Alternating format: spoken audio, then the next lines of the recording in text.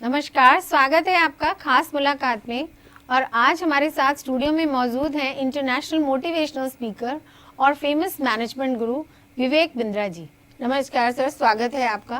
विवेक बिंद्रा जी से मिलने से पहले आइए देखते हैं एक report. If you take initiative, the world will take initiative. You stop taking initiative, the world is going to forget you right away.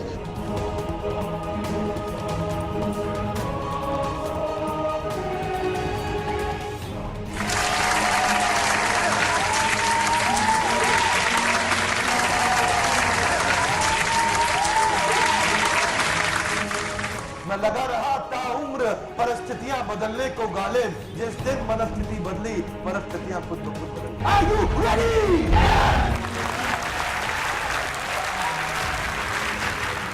I can. I will.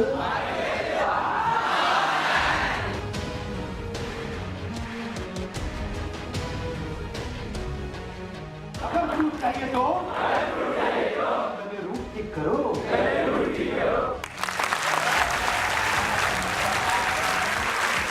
थोड़ी पैटर्न चेंज करना है। One more time, come on!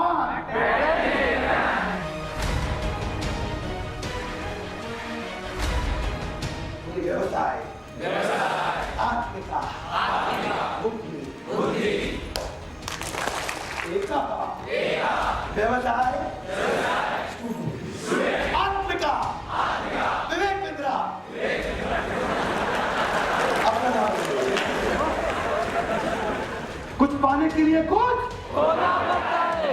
खोना कुछ पाने के लिए कुछ करना। अगर लर्निंग बढ़ानी है पहले लर्निंग बढ़ा लो।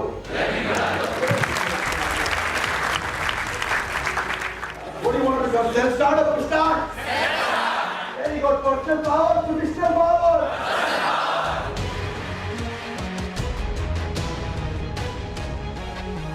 बोलिए मैं कभी हारता नहीं।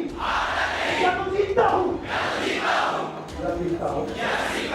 Yes, no? Yes! Can you go there? One! Two! Three! Four!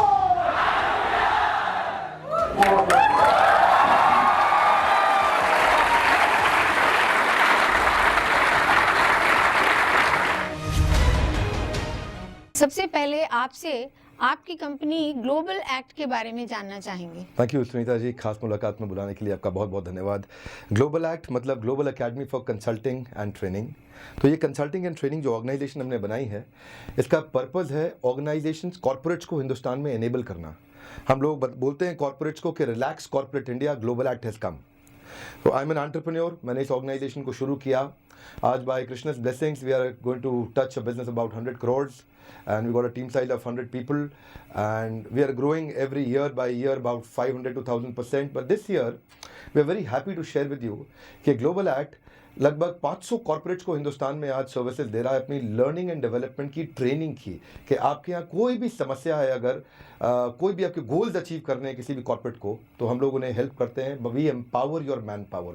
तो दिस इज ग्लोबल एक्ट। आज ग्लोबल एक्ट पैन इंडिया काम कर रहा है, साउथ एशिया में काम कर रहा है, far east Asia, south east Asia में काम कर रहा है। आपके मैनेजमेंट प्रिंसिपल भागवत गीता से प्रेरणा प्राप्त करते हैं, इसके बारे में बताइए। आज पूरे विश्व में बहुत सी मैनेजमेंट और लीडरशिप की कई किताबें लिखी गई हैं, लिखी जा रही हैं और लिखी जा चुकी हैं, पर भगवत गीता एक ऐसा पहला मोटिवेशनल सेमिनार पृथ्वी के इतिहास में कृष्ण ने अर्जुन को दिया था कुरुक्षेत्र की युद्ध भूमि में। ये जो पहला मोटिवेशनल सेमिनार दिया गया था, आज कॉन्स्टिट्यूशन ऑफ इंडिया में कई अमेंडमेंट हो चुके हैं, आज मैनेजमेंट और लीडरशिप थ्योरम्स में कई अमेंडमेंट हो चुके हैं, भगवत गीता में कोई अमेंडमेंट नहीं हुआ। अर्जुन के पास स्किल तो था पर विल नहीं था।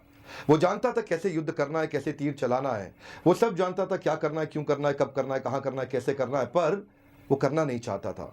वांट टू डू नहीं था, why to do, what to do, where to do, how to do, when to do था, पर वांट टू डू नहीं था। तो कृष्ण भगवत गीता में वांट टू डू देते हैं। आज कॉर्पोरेट वर्ल्ड के अंदर डिसएंगेज्ड एम्प्लॉइज हो चुके हैं, एम्प्लॉइज काम नहीं करना चाह रहे हैं। आज एम्प्लॉइज आप देखिए वो क्या कहते हैं, 2 बार पंच, 1 बार लंच, लाइफ है टंच।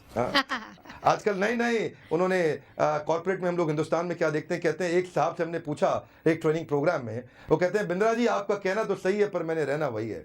So the willingness to change is not there, right? They're laughing and smiling. कहते हैं रघुपति राघव राजा राम, जितनी तनख्वाह उतना काम। तो ये जो समस्याएं हैं आज कॉर्पोरेट वर्ल्ड में कि आज वो काम नहीं करना चाहते हैं, इच्छा शक्ति समाप्त हो गई है, वो भगवत गीता में कृष्ण ने अर्जुन को दी है। और वो भगवत गीता में जो कृष्ण ने अर्जुन को दी है वो वह जो विलिंगनेस आ गया है। आज अगर पैशन आ जाए एम्प्लॉइज के अंदर, आज 3 इडियट्स आपने मूवी देखी है सबने, क्या कहते हैं वहां पे आमिर खान ने एक बड़ा अच्छा मैसेज दिया। मैसेज क्या है, पैशन लीड्स टू एक्सेलेंस। तो वो पैशन हम आज जगाना चाहते हैं, वो इच्छा शक्ति हम जागृत करना चाहते हैं। वो इच्छा जाग जाए तो आपके जो परफॉर्मर्स हैं, आपके जो एम्प्लॉइज हैं आपकी ऑर्गेनाइजेशन में, वो आज जो अंडर परफॉर्मर्स हैं उन्हीं के पास इतना पोटेंशियल है कि वो टच नहीं कर पा रहे अपने पोटेंशियल को। विवेक बिंद्रा जी ने उनकी एक CD management principles from Bhagavad Gita जो कि हमें प्रेजेंट की है, और उनकी एक किताब एवरीथिंग अबाउट लीडरशिप जो कि उन्होंने हमें भेंट की है। Sir, time management and discipline आज की जनरेशन की ज़रूरत है। भगवत गीता इसका पथ प्रदर्शित कैसे करती है? टाइम मैनेजमेंट और पावर ऑफ डिसिप्लिन, 2 बातें आपने करी हैं। दोनों अलग अलग सब्जेक्ट्स हैं, दोनों के विषय में कृष्ण ने बहुत चर्चा करी है। दूसरे अध्याय और छठे अध्याय में कृष्ण ने फोकस, टाइम मैनेजमेंट, प्रायोरिटी और शेड्यूलिंग के बारे में बात किया है। छठे अध्याय में कृष्ण ने, since you are asking from Bhagavad Gita so I will answer from Bhagavad Gita at the moment, छठे अध्याय में कृष्ण ने पावर ऑफ डिसिप्लिन के बारे में बहुत बात किया है। सो जो टाइम मैनेजमेंट है वो टाइम मैनेजमेंट नहीं है, वो प्रायोरिटी मैनेजमेंट है। टाइम मैनेजमेंट में 2 बड़े हिस्से होते हैं, एक होता है प्रायोरिटी और एक होता है शेड्यूलिंग। प्रायोरिटी मतलब आपकी दिशा और शेड्यूलिंग मतलब आपका दशा। प्रायोरिटी मतलब आपको जाना कहाँ है और शेड्यूलिंग का मतलब क्या है, उसके लिए क्या क्या करना है। अगर आपकी दिशा गलत है और आपकी मेहनत बहुत अच्छी है तो कभी लाभ नहीं होगा। If you are willing to travel towards east and you are travelling at the highest speed towards west, there is no use. What's the use of running toward the wrong direction? तो जो time management है उसमें मैंने एक पूरी किताब लिखी है, Bloomsbury is one of the best publishers in the world, उनके साथ मेरी किताब भी छापी गई है, on secrets on planning and time management. Time management के लिए बहुत जरूरी चीज क्या है, आपका गोल सेटिंग होना। कृष्ण भगवत गीता में कहते हैं व्यवसाय आत्मिका बुद्धि एकः कुरु नंदन। कृष्ण बताते हैं गीता के अंदर कि आपका व्यवसाय और आत्मिका, व्यवसाय मतलब मैं एक मोटिवेशनल स्पीकर हूं, आत्मिका मतलब विवेक बिंद्रा। यहाँ पे व्यवसाय मतलब आप टेलीविजन एंकर हैं, आप प्रेसिडेंट हैं A to Z न्यूज में, और आत्मिका मतलब मिस सुनीता। सो व्यवसाय और आत्मिका, जब आप और आपका व्यवसाय यानी कि आप और आपका KRA एक यानी कि जब आप और आपका व्यवसाय एक हो जाता है, only in one direction which is combined together in one direction. तो कृष्ण गोल सेटिंग के ऊपर बड़ा फोकस कर रहे हैं, कह रहे हैं एक। जब द्रोणाचार्य कौरवों और पांडवों को जिम कॉर्बेट पार्क ले गए थे, समझ लीजिए आप, आउटबाउंड टीम बिल्डिंग वर्कशॉप, वहां उन्होंने क्या बोला, लकड़ी के पेड़, लकड़ी की चिड़िया, और चिड़िया की आंख को भेजना। दुर्योधन क्या दिख रहा है? बोले पेड़ दिख रहा है, आकाश दिख रहा है, पत्ते दिख रहे हैं। उन्होंने पूछा युधिष्ठिर तुम्हें क्या दिख रहा है? मुझे भी चिड़िया की आंख, गर्दन, उसके पंख सब दिख रहे हैं। भीम बोले मुझे आम दिख रहे हैं, लेकिन केवल अर्जुन थे जो क्या बोले, मुझे आम नहीं दिख रहे गुरुदेव, केवल चिड़िया की आंख दिख रही है। और क्या दिख रहा है? बस चिड़िया की आंख दिख रही है। और क्या दिख रहा है? और कुछ नहीं दिख रहा है। अरे अर्जुन, मैं तुम्हारा गुरु, तुम्हारे सामने खड़ा हूं, तुम्हें मैं दिखता हूं, क्षमा चाहता हूं गुरुदेव, आज आप भी नहीं दिख रहे हैं, बस चिड़िया की आंख दिख रही है। तो कृष्ण इस तरह के फोकस की बात करते हैं, फोकसली फोकस, व्यवसाय आत्मिका बुद्धि एकः कुरु नंदन, ओनली इन वन डायरेक्शन, बहुशाखा ही अनंतश्च। जो बहुशाखा मल्टी ब्रांच इंटेलिजेंस उसको काटते हैं, तभी एक फोकस पे काम करेंगे। टाइम मैनेजमेंट, टाइम अपने आप ऑप्टिमाइज हो जाएगा। टाइम उसी समय ऑप्टिमाइज हो जाएगा जब आप केवल फोकस प्रायोरिटीज पे काम करेंगे। अगर आपने टाइम को बहुत बचा लिया लेकिन आपने प्रायोरिटी अचीव नहीं करी तो लाभ नहीं होगा। सो कृष्ण भगवत गीता में कहते हैं टाइम मैनेजमेंट के लिए सबसे पहला फाउंडेशन है आपका गोल क्लियर होना चाहिए। वो चिट्ठी जिस पे एड्रेस नहीं लिखा है वो कहां जाएगी? कहीं नहीं। An envelope without an address, where does it go? Nowhere. A ship without a rudder, where does it go? Nowhere. You without a goal, where do you go? Nowhere. तो कृष्ण क्या कहते हैं, टाइम तब मैनेज करिए जब आपके पास पहले goal setting हो जाए। आपने हमें बताया कि टाइम मैनेजमेंट क्या है, अब हमें पावर टू डिसिप्लिन के बारे में बताइए। डिसिप्लिन के विषय में बड़ा अच्छा कृष्ण ने बताया भगवत गीता में, छठे अध्याय के 17वें श्लोक में। भगवत गीता को मैं एक धार्मिक किताब नहीं मानता, इसको मैं एक मैनेजमेंट और लीडरशिप की बहुत पावरफुल किताब मानता हूँ। आज पूरे विश्व से लोग हिंदुस्तान में आ रहे हैं और भगवत गीता को उठा रहे हैं और उसमें से लर्निंग्स ले रहे हैं और उसके बाद अपनी किताब को रीराइट करके हिंदुस्तानियों को बेच जाते हैं। तो मैं सजेस्ट करूंगा कि आपको धार्मिक तरीके से पढ़ना है तो पढ़े, लेकिन आज उसको अपने जीवन को सुधारने के लिए, सक्सेस के लिए जरूर पड़े। पावर ऑफ डिसिप्लिन पे 6 अध्याय के 17वें श्लोक में कृष्ण ने श्लोक दिया है, और वो श्लोक है युक्त आहार विहारस्य युक्त चेष्टस्य कर्मसु युक्त स्वप्न वबोधस्य योगो भवति दुःखः। युक्त आहार, युक्त विहार, युक्त चेष्टा, युक्त स्वप्न, युक्त भोगा, यानी कृष्ण कह रहे हैं everything is got to be regulated.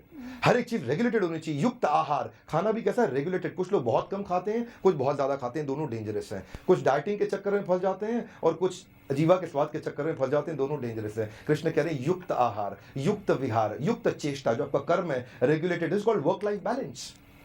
Your 9 to 5, 9 AM to 5 PM is directly proportionate to your 5 PM to 9 AM। आपका सुबह 9 से शाम 5 तक कैसे बीतता है, वो शाम को 5 से सुबह 9 को बहुत प्रभावित करेगा। तो हमें प्रभावित होने के साथ साथ प्रभु भावित होने के लिए बड़ा अच्छा उपाय कृष्ण ने दिया है कि सब चीजों को रेगुलेट कर लें।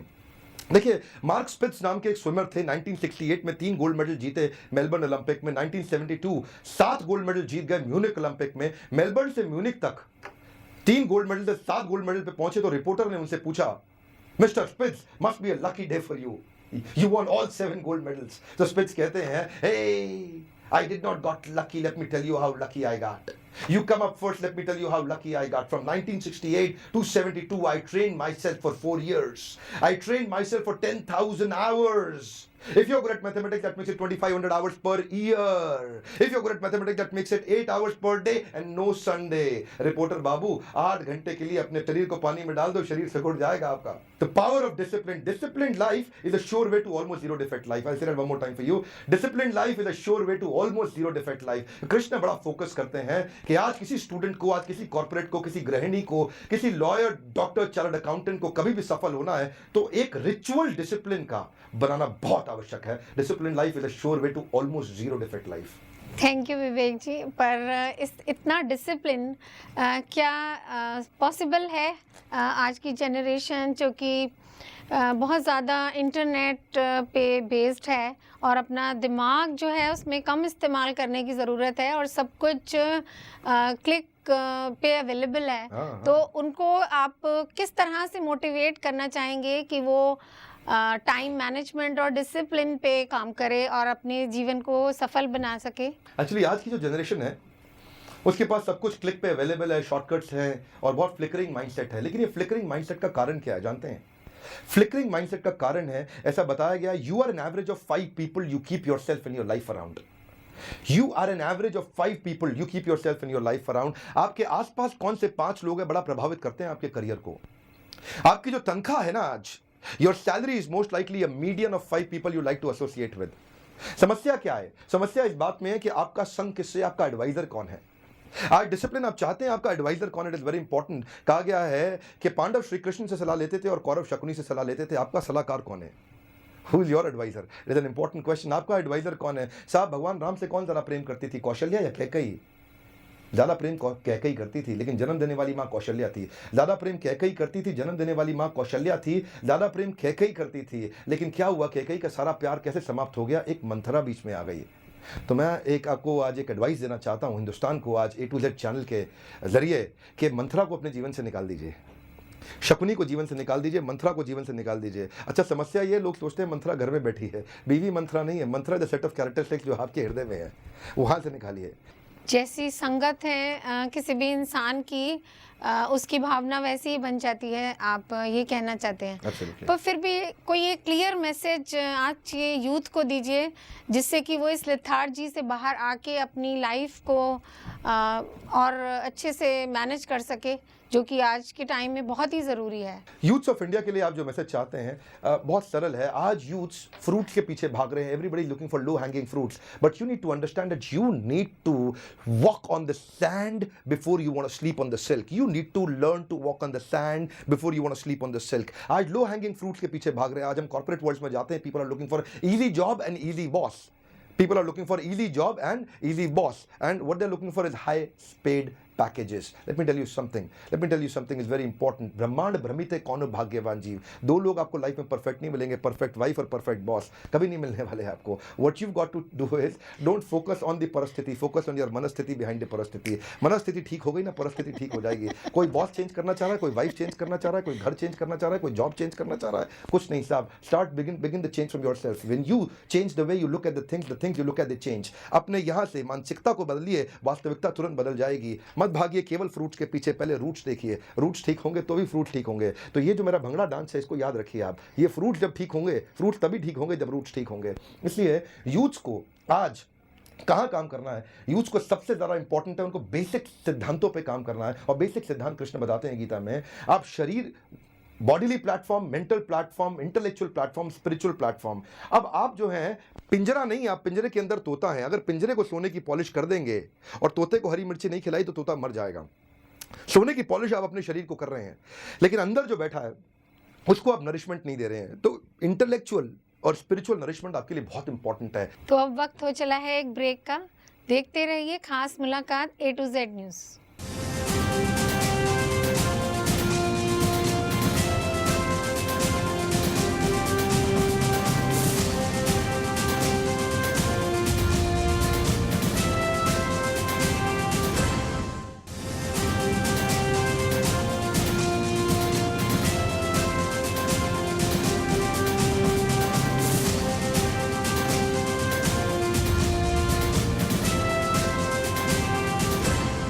ब्रेक के बाद फिर से मिलते हैं विवेक बिंद्रा जी से. सर, आप एक लेखक भी हैं, अपनी प्रकाशित किताबों के बारे में बताइए. श्योर. मैंने कई किताबें लिखी हैं. I have authored close to about 10 books, और जिसमें मैंने लीडरशिप पे, टाइम मैनेजमेंट पे, कॉर्पोरेट एटिकेट्स पे, कम्युनिकेशन पे, प्लानिंग एंड टाइम मैनेजमेंट पे. आज मेरी सारी किताबें आज Flipkart, Amazon, book stores, airport, railway station सब जगह मिलती हैं. ब्लूम्सबरी और डायमंड पब्लिशर्स, इन दोनों ने मेरी किताबों को छापा है. बट लेकिन मैं बताना चाहूँगा खास मेरी एक अगली किताब आ रही है which is management and leadership from Bhagavad Gita, which is going to be a world's best seller. और इस पर मैं बहुत समय लगा रहा हूँ. I am putting a lot of time. और मैं चाहता हूँ कि लीडरशिप और मैनेजमेंट जो भगवद गीता के सिद्धांत हैं उससे हम दें. सो जैसे ही किताब आती है, I would like to present you.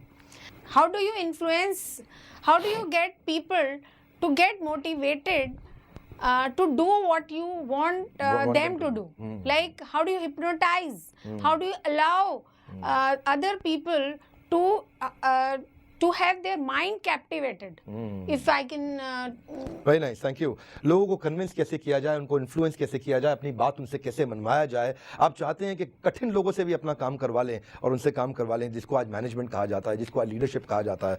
तो वो कैसे इनको इंस्पायर करें, इन्फ्लुएंस करें, उनसे काम कराया जाए. बड़ा सिंपल है. देखिए, लोगों को कन्विंस करने के लिए उनको कभी कन्विंस मत करिए. लोगों को कन्विंस करने के लिए उनको कभी कन्विंस मत करिए. अगर आप किसी को कन्विंस करना चाहते हैं तो पहले कनेक्ट कर लीजिए. अगर आप कनेक्ट कर गए तो थोड़ा कन्वे करेंगे तो वो इतना कन्विंस हो जाएगा. मैं दोबारा कहता हूँ, अगर आप कनेक्ट कर गए, आप थोड़ा कन्वे करिए, वो इतना कन्विंस हो जाएगा. पर अगर आप डिस्कनेक्ट हो गए ना, आप इतना कन्वे करिए उनको, वो इतना कन्विंस नहीं होंगे.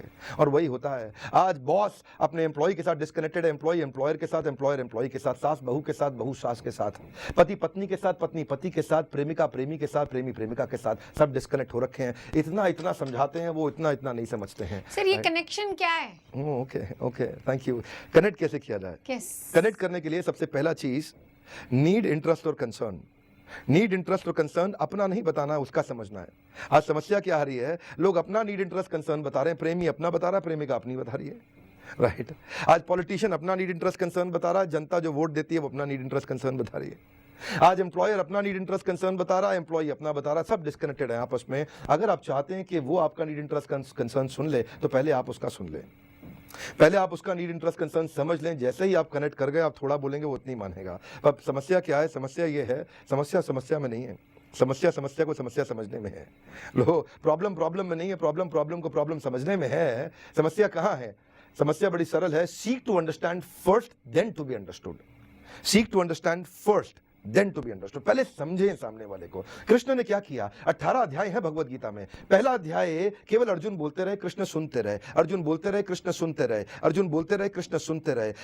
युद्ध भूमि में चर्चा हो रही थी, कोई कॉन्फ्रेंस रूम में चर्चा नहीं हो रही थी। आज देखिए बड़ा खूबसूरत चैनल, न्यूज़ चैनल का हमारा ये आज सेटअप है, यहाँ चर्चा नहीं हो रही थी। कृष्ण अर्जुन की युद्ध के मैदान में चर्चा हो रही थी। वहाँ बड़ा क्राइसिस होता है, चुनौतीपूर्ण बड़ा माहौल है वहाँ पे, कठिन माहौल के अंदर, और वहाँ पे भी कृष्ण अर्जुन की बात सुनते रहे। पूरा पहला अध्याय अर्जुन कई बातों को में कृष्ण को चैलेंज करते रहे, लेकिन कृष्ण सुनते रहे, कृष्ण ने टोका नहीं, पहले समझा। और पहले अध्याय में कृष्ण ने अर्जुन से कनेक्ट किया, उसके बाद 17 अध्याय कृष्ण ने सुना दिया अर्जुन को, कोई तकलीफ नहीं हुई। समस्या यही है, हर कोई आदमी पहला अध्याय सुनाना चाहता है। 18 अध्याय में पहला अध्याय कृष्ण ने सुना है, समझा है, और फिर रिलेशनशिप बन गया। लेकिन आज समस्या क्या है, पति भी अपना पहला अध्याय सुनाना चाहता है, पत्नी भी पहला अध्याय सुनाना चाहती है। अभी मैं नेपाल ट्रेनिंग करने गया था काठमांडू में, तो वहाँ दो फ्रेंड आपस में बात कर रहे थे, तो एक फ्रेंड दूसरे को कहता है, अरे अर्थक्वेक आया क्या? दूसरा कहता है नहीं, अभी मायके में ही है।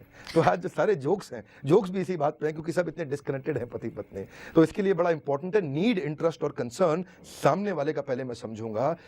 तो क्या करना है, हमें समझने के लिए सुनना है, जवाब देने के लिए नहीं सुनना है। आज लोग क्या करते हैं, कन्विंस करने के लिए, जवाब देने के लिए सुनते हैं। अच्छा तू पहले बोल ले, हो गया तेरा, तूने बोल लिया, अब मेरी बात सुन। अब मेरी बात सुन, अब तुझे सुननी पड़ेगी मेरी, मैं बीच में नहीं बोला ना, अब मेरी बात सुन। नहीं सर, जवाब देने के लिए नहीं सुनना है, समझने के लिए सुनना है। पहले समझिए उसको विश्वास बना लीजिए। To gain trust, extend trust. आज गुजरात में देखिए इतना अच्छा बिजनेस क्यों हो रहा है, क्योंकि वहां पे सारे बिजनेसमैन ट्रेंड हो चुके हैं ट्रस्ट एक्सटेंड करने में। To gain trust, extend trust. अगर आप ट्रस्ट देंगे तभी ट्रस्ट मिलेगा आपको। सीक टू अंडरस्टैंड फर्स्ट, पहले आपको समझना है। पहला अध्याय सुनिए, समझिए, फिर 17 अध्याय सुना दीजिए, दिक्कत नहीं आएगा। तो आप ये कहना चाहते हैं कि to be successful, to be successful in motivating, first you need to be a good listener. आपको पहले लोगों को सुनना पड़ेगा, उन्हें समझना पड़ेगा, तभी आप उन्हें उनकी अपनी बात समझा सकते हैं, या जो आप बात कहना चाहते हैं वो उनको एक्सेप्ट होगी। सर यही बात कहना चाहते हैं आप। सर आपने अभी गुजरात का एग्जाम्पल लिया, सर इस बारे में बताइए, क्यों आपने गुजरात को कोट किया? वहाँ की क्या विशेषता है जो कि आपने इतनी समझा कि उसका नाम उसमें लिया? आज हम देखें जितने मारवाड़ी बिजनेसमैन हैं, आज हिंदुस्तान के टॉप जो 100 रिच पीपल ऑफ इंडिया, आज उसमें बहुत बड़ा एक तबका गुजरात से आ रहा है। जानते हैं क्यों? क्योंकि वहाँ के लोग बिजनेस करने में बहुत ईजी और कंफर्टेबल महसूस करते हैं। हाँ, हो सकता है कि शायद वहाँ के पॉलिटिकल लीडर्स अच्छे रहे हों, पर मेरा मानना ऐसा है कि वहाँ की जो कम्युनिटी है, जो मारवाड़ी कम्युनिटी है, जो वहाँ के जो बिजनेसमैन हैं गुजरात के, वो लोग बहुत आसानी से विश्वास एक दूसरे पे एक्सटेंड करते हैं। और वहाँ फैमिली में कल्चर ऐसा आ रहा है, जिसको मैंने जाके देखा, because we are setting up our business there also. Maruti Suzuki has awarded as best corporate training company in India, और वो वहाँ गुजरात में अपना बिजनेस सेटअप करने जा रही है। तो वहीं हम लोग कुछ ट्रेनिंग वेंचर्स उनके साथ शुरू कर रहे हैं। So we are trying to understand the culture there. तो उनकी विशेषता है कि वो एज ए फैमिली एक दूसरे से जुड़े हैं। तो उसी कनेक्शन की वजह से दे आर मोर सक्सेसफुल। क्या ये आप कहना चाहते हैं? सर आपने अपनी कुछ ऐसी उपलब्धियां जो कि हमारे दर्शकों को नहीं पता है, उनके बारे में बताइए। बाय कृष्णस ब्लेसिंग्स, भगवद गीता पढ़ने से बहुत लाभ हुआ मुझे बचपन से। और I lost my parents when I was a small child, so I am a first generation entrepreneur. मैंने एजुकेशन लोन लेके पढ़ाई किया और उसके बाद बहुत ही बेसिक शुरुआत करी। Today I am an entrepreneur and I am running my entire business on learning and development. आज हम लोग Maruti, Apollo, Ford, Ranbaxy, Dabur, Hindustan Times, Steel Authority, NTPC, ONGC, GAIL, Vedanta, भेल, Eicher, Honda, Escorts, Hero Moto का बहुत सी ऑर्गेनाइजेशंस के साथ में हम काम कर रहे हैं। आज हमें मारुति सुजुकी ने हमें अवार्ड किया है best corporate training company in India. आज 120 देशों में यूट्यूब पे हमारे वीडियोस देखे जा रहे हैं, आप भी देख सकते हैं, आपको अच्छा लगेगा। On any topic you want you can type Vivek Bindra on YouTube, आप वहाँ वीडियोस देख सकते हैं।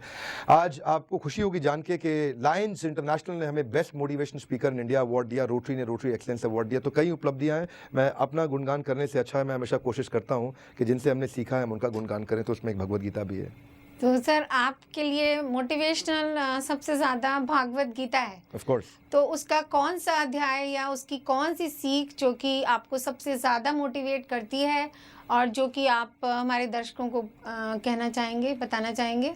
सबसे ज़्यादा मोटिवेट करता है मुझे श्लोक, वो श्लोक जिसको सबसे कम लोगों ने समझा है और सबसे ज़्यादा लोगों को याद भी है। और वो श्लोक है कर्मण्येवाधिकारस्ते मा फलेषु कदाचन। हिंदुस्तान में सब लोगों को ये श्लोक याद है, लेकिन अर्थ काफ़ी कम लोग समझ पाते हैं इसका, जिसमें लोग कहते हैं कर्म करो पर फल की इच्छा मत करो। पर इनफैक्ट कृष्ण क्या कहते हैं, कर्म करो पर उस समय फल का ध्यान करने की जगह केवल कर्म पे ही ध्यान डालो।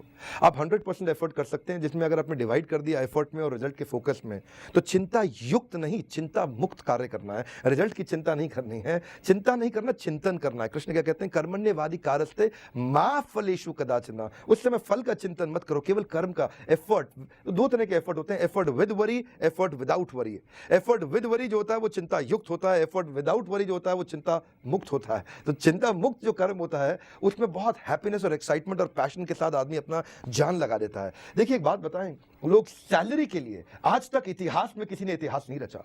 किसी भी व्यक्ति, nobody has created history in the history, you go back and check for increment in salary। Basically जब चिंता मुक्त होकर व्यक्ति पैशन के लिए काम करता है तब वो इतिहास रचता है। लिंकन, गांधी, टेरेसा, आप Mandela, you pick up any great leaders in the world, they've all failed many times. Thomas Edison has failed 10,000 times, but he has bounced back every time, चिंता मुक्त होकर के। कृष्ण कहते हैं मा फलेषु कदाचन। अगर थॉमस एल्वा एडिसन 9,999 बार फेल हुए बल्ब बनाने में और फल से आसक्त हो जाते, रिजल्ट से अटैच हो जाते, तो गिर जाते। But every time he did one thing, bounce back. Krishna क्या कहते हैं, कुछ नहीं सीखा ना, एक बात सीख लीजिए, बाउंस बैक करना है। कुछ नहीं सीखा, एक बात सीख लीजिए, मा फलेषु कदाचन। फल के बारे में मत सोचिए, केवल अपने एफर्ट के बारे में सोचिए जो मुझे करना है, और बाउंस बैक करिए। All success stories in the world, all stories of great failures, it is their ability to bounce back that makes them successful. तो सर आप ये कह रहे हैं कि फल के ऊपर ध्यान न देके केवल कर्म पे ही ध्यान दिया जाए। अभी कुछ देर पहले अभी आपने कहा कि जब मोटिवेशन जब तक नहीं होगी जब तक आपका गंतव्य यानी कि आपका मनोरथ आपके सामने नहीं होगा, तो इन दोनों बातों में कोई कॉन्ट्रडिक्शन, विरोधाभास है, कॉन्ट्रडिक्शन है, हाँ। कोई विरोधाभास? Thank you for this very beautiful question. देखिए दो बातें हैं, फल जो होता है वो आउटकम होता है, गोल जो होता है वो गोल होता है। लक्ष्य और आउटकम में बड़ा अंतर है। लक्ष्य को नहीं छोड़ना है, आउटकम जो रास्ते में आ रहा है लक्ष्य को पकड़ के रखना है, आउटकम से डिस्टर्ब नहीं होना है। आप लक्ष्य की तरफ चल रहे हैं, रास्ते में कई बारी टायर पंचर हो गया, वो आउटकम है, और लक्ष्य है आपका जो लक्ष्य है। लक्ष्य और आउटकम में बड़ा अंतर है। तो फल जो है वो रास्ते में कई बार कड़वा आएगा, कई बार मीठा आएगा, पर ये लक्ष्य को नहीं छोड़ना। समस्या क्या है, लोग गोल बनाते हैं और उसकी तरफ चलते हैं, जब गोल अचीव नहीं होता तो गोल बदल देते हैं। आपको गोल नहीं बदलना है, आपको रास्ते बदलने हैं, स्ट्रैटेजी बदलनी है। गोल वही रखिए, कभी ये रास्ते से कभी वो रास्ते से। तो जो फल रास्ते में आ रहा है उससे डिस्टर्ब नहीं होना, गोल की तरफ चलते रहना है। थॉमस एल्वा एडिसन के लिए बल्ब एक गोल था,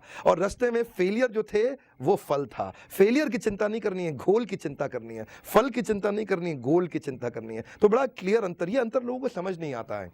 ये कृष्ण ने समझाया गीता के अंदर। लोग समझते हैं गोल और फल को एक ही समझते हैं। फल क्या है, रास्ते में आने वाला आउटकम है, वो कभी काम का आएगा कभी नहीं आएगा, कभी पसंद आएगा कभी नहीं आएगा, कभी सर्दी कभी गर्मी। आपको बीच में इंटरप्ट करने के लिए मैं माफी चाहूंगी, पर किस बीच में आने वाले आउटकम और फल, इन दोनों में फर्क जरा खुल के समझाइए। आउटकम और फल एक ही बात है। आउटकम को ही मैं फल यहाँ डिनोट कर रहा हूँ। जैसे कृष्ण कहते हैं कर्मण्येवाधिकारस्ते मा फलेषु कदाचन में फल क्या है, क्या वो गोल नहीं जिसके लिए हम चले थे अपने रास्ते? मात्रा स्पर्शस्तु कौन्तेय शीतोष्ण सुख दुखदा आगाम अपायिनो नित्यस्तान्त तितिक्षस्व भारत। दूसरे अध्याय का 14वां श्लोक, जहां कृष्ण क्या कहते हैं, शीत उष्ण, सुख दुख, मान अपमान, ये फल है, और गोल क्या है, वो आपका एंड ऑब्जेक्टिव है। तो थॉमस एल्वा एडिसन का एग्जांपल मैं दोबारा देता हूं। थॉमस एल्वा एडिसन का गोल क्या है, उसे बल्ब का आविष्कार करना है, और रास्ते में फल क्या आया, जिसको मैं आउटकम कह रहा हूं। फल क्या आया, फेल हो गया। 1 बार फेल हुआ, 50 बार फेल हुआ, 100 बार फेल हुआ, 200 बार फेल हुआ, 1000 बार फेल हुआ, 5000 बार फेल हुआ, 9999 बार फेल हुआ। वो सारे फल हैं, वो कड़वे फल हैं। फल की चिंता नहीं करनी, गोल की चिंता करनी है। गोल क्या है, बल्ब बनाना है, बस बल्ब बनाने पे रहना है। लोग गोल बदल देते हैं, फल को देख के गोल बदल देते हैं।